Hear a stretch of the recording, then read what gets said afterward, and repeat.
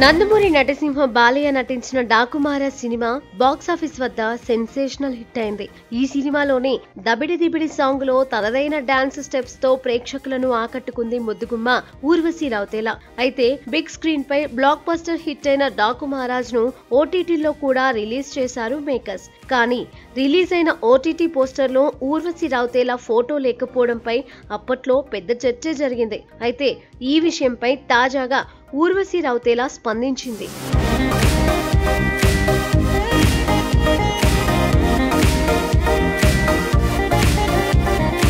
Daaku Maharaj OTT పోస్టర్లో తన photo పెట్టకపోవడంపై Netflix తనను క్షమాపణ కోరిందని తెలిపింది నటి ఊర్వశి రౌతేలా. అయితే నెట్ఫ్లిక్స్ కావాలనే తన ఫోటో తీసేసిందని అందరూ అనుకున్నారు. కానీ అది నిజం కాదని, నెట్ఫ్లిక్స్ కావాలని అలాంటి నిర్ణయం తీసుకోలేదని చెప్పింది. అనుకోకుండా అలా జరిగిందని ఊర్వశి రౌతేలా తెలిపింది. అయితే ఈ విషయంలో తమ తప్పు గ్రహించి ఆ ఓటీటీ సంస్థ తనకు సారీ కూడా చెప్పిందని తాజాగా ఇచ్చిన ఓ ఇంటర్వ్యూలో క్లారిటీ ఇచ్చింది.